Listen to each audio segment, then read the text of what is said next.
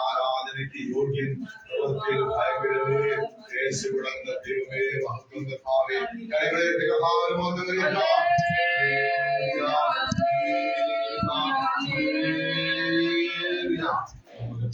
പാടി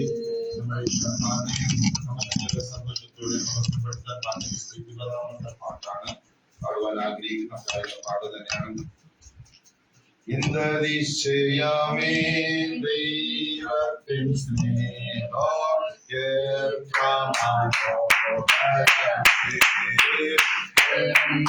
ഇന്ദ്രദിശയാമേ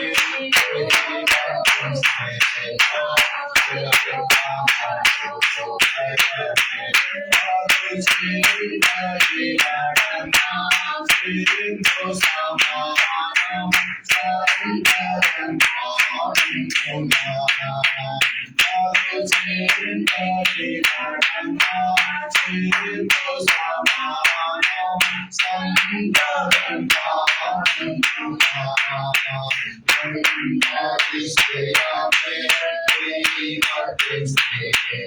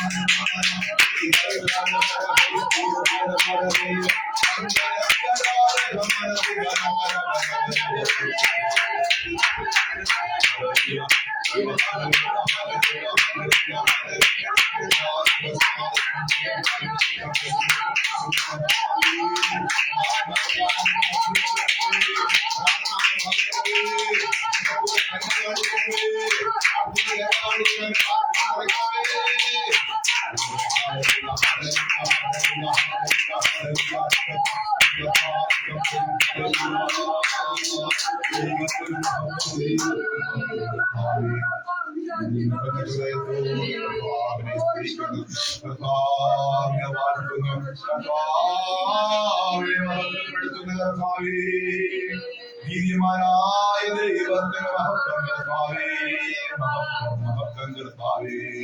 ഏകനായിരം മഹാത്ഭുതങ്ങളെ ചെയ്ത പരമപരിശുദ്ധ പിതാവിന് മഹത്വം കർത്താവേ. ഉയർന്നിരിക്കുന്നവരും ശാശ്വതവാസിയായ ദൈവത്തിന് മഹത്വം, സൈന്യകർത്താവായ ദൈവത്തിന് മഹത്വം കർത്താവേ. മഹത്വം മഹത്വം മഹത്വം കർത്താവേ. കരങ്ങളിൽ തികമാനം നിറയേറ്റാം.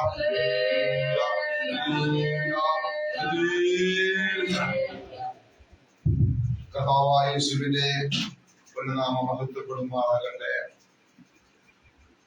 ഇന്ന് ഉപവാസ പ്രാർത്ഥനയുടെ രണ്ടാമത്തെ ഇപ്പോൾ സമയം ഈ രാവിലെ തന്നെ നമുക്ക് കടന്നു വരുവാൻ സർവാധികാരമായ ദൈവത്തിന്റെ എല്ലാ ഉപകാരത്തിനായി കർത്താവെ നന്ദികളോട് സ്തുതിക്കുന്നു. കഴിഞ്ഞ പകൽ സമയവും ദൈവം കൃപയ്ക്കൊത്തോണം നമുക്കായിരിക്കാൻ ദൈവം നമ്മെ സഹായിച്ചു. അതിനാണ് ദൈവത്തിന് നന്ദി പറയുന്നു. തുടർന്ന് ഇന്ന് രണ്ടാം ദിവസവും നമ്മൾ ആയിരിക്കുന്നു. വികാരതകളിൽ തന്നെ നമുക്കായിരിക്കാം. കർത്താവെ ഇന്നും ദൈവരാജ്യത്തിൻ്റെതായ സന്ദേശങ്ങൾ തന്നെ പിൻപറ്റുന്ന ദൈവജനത്തിന് കൊടുക്കുവാൻ ദൈവം നമ്മളെ ഏൽപ്പിച്ചിട്ടുള്ളതായിട്ടും കാലഘട്ടത്തോളം വചനം നാം കേൾക്കുന്നു. അത്രത്തോളം ദൈവത്തിന്റെ കൃപ നാം അനുഭവിച്ചുകൊണ്ടേ ദൈവത്തിന്റെ സ്തോത്രം. ഇന്നത്തെ ദൈവചിന്തയ്ക്കായി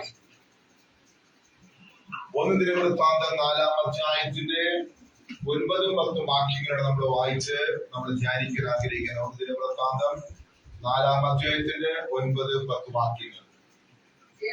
തന്റെ സഹോദരന്മാരെക്കാൾ ഏറ്റവും മാന്യനായിരുന്നു. അവന്റെ അമ്മ ഞാൻ അവനെ വ്യസനത്തോടെ പ്രസവിച്ചു എന്ന് പറഞ്ഞ് അവന് യബ്ബേസ് എന്ന് പേരിട്ടു. യബ്ബേസ് ഇസ്രായേലിന്റെ ദൈവത്തോട് നീ എന്നെ നിശ്ചയമായി അനുഗ്രഹിച്ചു എന്റെ അതിൽ വിസ്താരമാക്കുകയും നിന്റെ കൈ എന്നോട് കൂടെ ഇരുന്ന് അനർത്ഥം എനിക്ക് വ്യസന കാരണമായി തീരാതവണ്ണം എന്നെ കാക്കുകയും ചെയ്താൽ കൊള്ളാമായിരുന്നു.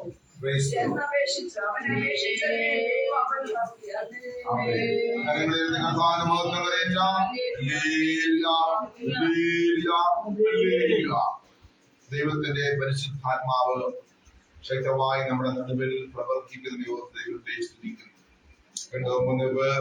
കർത്താവിന്റെ യേശുനാമത്തിൽ കൂടി വരുന്നവരുടെ നടുവിൽ ദൈവത്തിന്റെ സാന്നിധ്യമുള്ള നമ്മൾ വാക്ക് കിട്ടിയിട്ടുണ്ട്. ഓൺലൈനായിരിക്കുന്ന കുടുംബങ്ങളും വളരെ ശ്രദ്ധയോടെ ആയിരിക്കും. പ്രാർത്ഥനയുടെ ഉപവാസത്താനും പ്രാർത്ഥനയല്ലാതെ ജാതികൾ നീങ്ങി പോകുന്നില്ല. ആഘോഷിച്ച് വചനം കേട്ട് വളരെ ദൈവത്തോട് വളരെ ആക്റ്റീവായിരിക്കുമ്പോൾ നമ്മുടെ മറ്റു മേഖലകളിൽ പ്രവർത്തിക്കുന്ന ഇരുട്ടിന്റെ ശക്തികളെ കർത്താവ് ദൂതന്മാരെ ഇറങ്ങി അതിനെക്കുറിച്ച് വെട്ടി അതിനെ മാറ്റി നമ്മളെ അതിന്റെ നോട്ടത്തിൽ നിന്ന് ഉദിപ്പിച്ചുകൊണ്ടിരിക്കുന്ന ദിവസങ്ങളാണ് ഈ ദിവസങ്ങളിൽ. എന്നാൽ വായിക്കപ്പെട്ട ദൈവത്തിനായ സ്തോത്രം നമുക്ക് എല്ലാവർക്കും അറിയുന്ന തിരുവചനമാണ്. ഒരുപാട് തലങ്ങളിൽ ഇത്രയും പ്രസംഗങ്ങൾ നമ്മൾ ഈ വാക്യത്തിൽ കേട്ടിട്ടുണ്ട്. എന്നാൽ ഇന്ന് പകൽ സമയം എളിയവനെ ചിന്തിപ്പിച്ച എളിയവനെ വചനത്തെ ധ്യാനിച്ചപ്പോൾ എനിക്ക് തന്ന ചിന്തകളാണ് ഞാൻ നിങ്ങളുടെ മുൻപിൽ ആത്മാവിൽ നിന്ന ചിന്തകളിൽ ഞാൻ ഷെയർ ചെയ്യാൻ ആഗ്രഹിക്കുന്നു. ഒന്ന് വായിച്ചേട്ട 9-ാം വാക്യം. ഒന്ന് യബ്ബേസ് എന്ന് പറയുന്ന ഒരു വ്യക്തിയുടെ പേരാണ്. ഈ യബ്ബേസ് എന്ന് പറയുന്നത് ഒരു കുടുംബത്തിൽ ജനിച്ച ഒരു വ്യക്തിയാണ്. ഇത്രയും മക്കൾ അവരുടെ ജീവിതത്തിൽ ഉണ്ടായിരുന്നു. ആ കൂട്ടത്തിൽ സഹോദരരുടെ കൂട്ടത്തിൽ ഒരുവനായി ജനിച്ചവനാണ് യബ്ബേസ് എന്ന് പറയുന്നത്. എന്നാൽ ഈ യബ്ബേസിനെ കുറിച്ച് ദൈവവചനം സാക്ഷ്യം പറയണമേ. ആ ദിനവൃത്താന്ത പുസ്തകം ഏകദേശം 1 മുതൽ 10 വരെയൊക്കെ വായിക്കുമ്പോൾ നമുക്ക് അവിടെ പാരമ്പര്യം, ഈ കുടുംബ പാരമ്പര്യത്തെ കുറിച്ചാണ് എഴുതിയിരിക്കുന്നത്. അപ്പന്റെ മക്കൾ, ഇന്ന മക്കൾ, കുലം കുലം കുലം കുലം കുലം കുലം പറഞ്ഞാണ് ഈ 10-ാം അധ്യായം വരെ അങ്ങനെയാണ് എഴുതിയിരിക്കുന്നത്. എന്നാൽ ഈ 9-ാം അധ്യായത്തിൽ വന്നപ്പോ ഒരു സസ്പെൻഡ് പോലെ ഒരു സ്റ്റോപ്പ് ഇട്ടുകൊണ്ട് ആ ഗോത്രത്തിൽ ജനിച്ച, ആ കുടുംബത്തിൽ ജനിച്ച ഒരു വ്യക്തിയെ അമ്മ എടുത്തു പറയുന്നത് ദൈവത്തിന്റെ സ്വന്തം.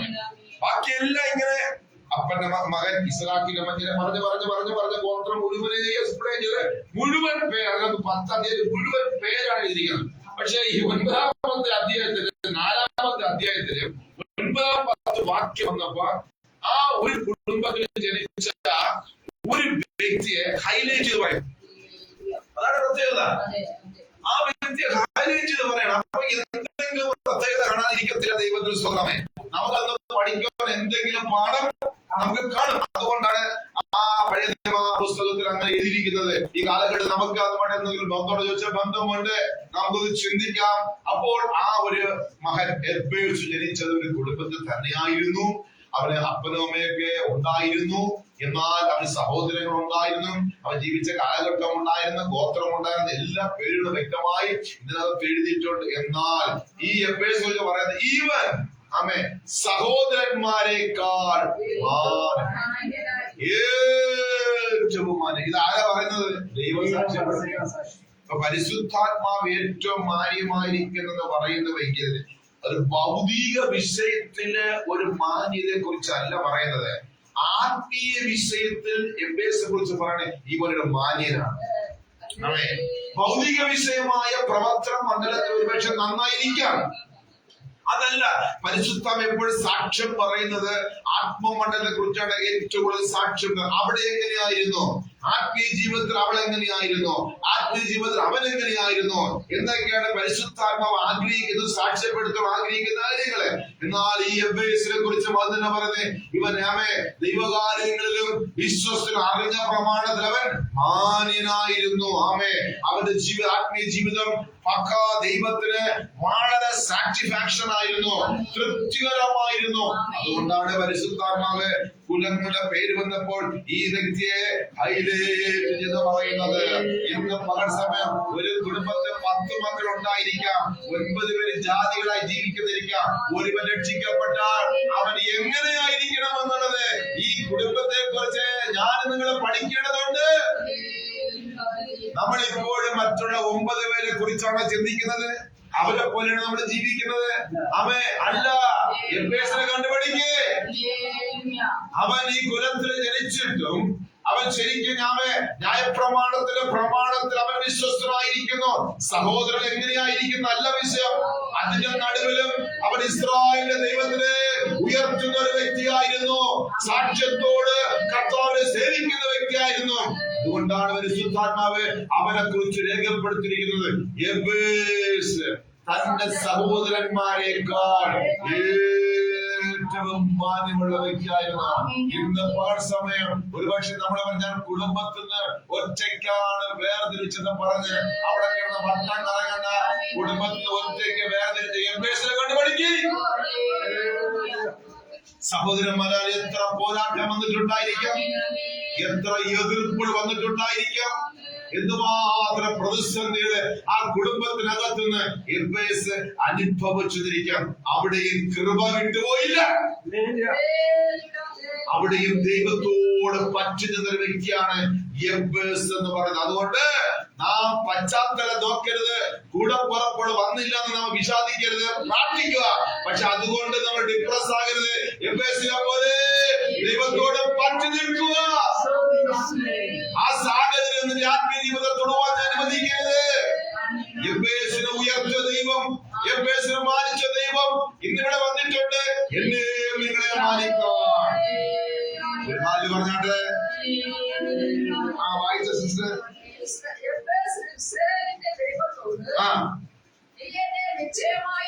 ഒന്നാമത്തെ ദൈവം പറഞ്ഞ സാക്ഷ്യം, നീ ഒരു മാന്യൻ തന്നെയാണ്. നിന്റെ സഹോദരൻ ആരും രക്ഷിക്കപ്പെട്ടില്ല, അവരാരും ഈ വിശ്വാസം വന്നില്ല, അവരാരും ഞാൻ കൊടുത്ത വചനം കേൾക്കുന്നില്ല, പ്രമാണം നിൽക്കുന്നില്ല. പക്ഷെ നീ അതിന്റെ നടുവിലും എന്റെ വചനം കാത്ത് സൂക്ഷിച്ചല്ലോ.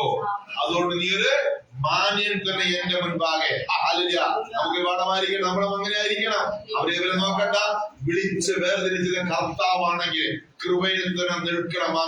വീട്ടിലെ സാഹചര്യങ്ങള്, നാട്ടിലെ സാഹചര്യങ്ങള്, സഹോദരൻ അങ്ങനെ, അപ്പൻ അങ്ങനെ, അതൊന്നും ഇവിടെ എക്സ്ക്യൂസ് അല്ല. അങ്ങനെ എത്രയോ എക്സ്ക്യൂസ് പറയുവാനുണ്ട്. അവൻ അതൊന്നും വകവച്ചില്ല. വിളിച്ച ദൈവത്തെ പ്രസാദിപ്പാൻ അവൻ ഇറങ്ങി തിരിച്ചു. ദൈവത്തിന് സ്വതന്ത്രമേ. അങ്ങനെ ഒന്നാമത്തെ പാർട്ട് ദൈവത്തിന്റെ സാക്ഷ്യം പ്രാപിച്ച എബ്ബേസ്. രണ്ടാമത് അവൻ ഇത്തിരി പ്രാർത്ഥിച്ചു കാണുന്നതിന്. പക്ഷെ ഇവിടെ പരിശുദ്ധാത്മാവ് ഒരൊറ്റ പ്രാർത്ഥനയെ ഇവിടെ ഹൈലൈറ്റ് ചെയ്ത് പറയുന്നുണ്ട്. ഈ എബ്ബേസ് പ്രാർത്ഥിച്ചവനാണ്. ആ പ്രാർത്ഥന നമുക്ക് ശ്രദ്ധിക്കാം.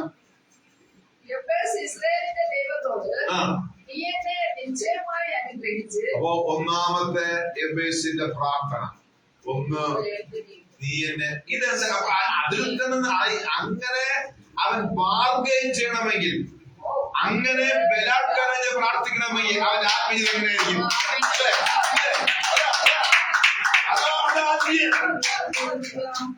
അവകാശം കർത്താവെ തന്നേ മതിയാകും എന്ന് പറഞ്ഞത് എനിക്കൊരു പ്രാഗൽഭ്യം വേണം. അത് എബ്ബേസിനുണ്ട്. ആദ്യം ആ പ്രാഗൽഭ്യം ഞാൻ നിങ്ങൾ പ്രാപിച്ചെടുക്കണം. മക്കളൊക്കെ നമ്മുടെ അവകാശമല്ലേ? ചോദിക്കാൻ നമുക്ക് റൈറ്റ് വേണം. ആ റൈറ്റാണ് നമുക്ക് വേണ്ടത്. കഴിഞ്ഞ ദിവസം മന്ത്രിസഭയിൽ നമ്മുടെ മുഖ്യമന്ത്രിയാണ് ചോദിച്ചത്, എന്താണ് you have a no right. പ്രതിപക്ഷ നേതാവിനോട് നമ്മുടെ വി.ഡി. സതീശൻ പറഞ്ഞാണ്, you have a no right. മനസ്സിലാക്കിയ സ്തോത്രം. നിങ്ങളുടെ മക്കൾ ഒരു ശരിയുമില്ല, അല്ലേ? നിങ്ങളുടെ മക്കൾ ഇത് അവിടെ സംഭാഷണം യൂട്യൂബ് വന്ന കാര്യം, അതൊക്കെ അസംബന്ധ കാര്യമാണ്. പക്ഷെ നമ്മുടെ പക്കൽ ശരി ഉണ്ടായിരിക്കണം. നാം രക്ഷിക്കേണ്ട ദൈവം നമ്മളൊക്കെ എന്തുണ്ടായിരിക്കണം? ശരി ഉണ്ടായിരിക്കണം. ശരി എഫേസിൽ ഉണ്ടായിരുന്നു. മക്കളെങ്കിൽ അവകാശം ഞങ്ങൾക്കുള്ളതാണ്, അവകാശം ഞങ്ങൾക്കുള്ളതാണ്. മുന്നമേ മക്കൾക്ക് തൃപ്തി വരട്ടെ. പക്ഷേ എഫേസിൽ പ്രാർത്ഥിക്കണേ പ്രതിസന്ധിയുടെ നടുവിൽ ബാർഗൈൻ ചെയ്യാണ്. നിശ്ചയമായി ഒന്ന് നീ എന്നെ അനുഗ്രഹിച്ച മതി. അപ്പൊ ഒന്നാമത്തെ കാര്യം എന്നെ അനുഗ്രഹിക്കണം. അടുത്ത വാക്യം.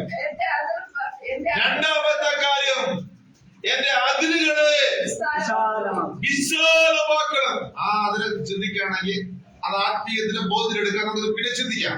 അപ്പൊ ഒന്ന് എന്നെ അനുഗ്രഹിക്കണം, രണ്ട് എന്റെ അതിരുകളെ വിശാലമാക്കണം, മൂന്ന് നിന്റെ കൈ എന്നോട് കൂടെ ഇരുന്നു അനർത്ഥം എനിക്ക് വ്യസന കാരണമായി തീരാതെ വണ്ണം എന്നെ കാക്കുകയും ചെയ്താൽ.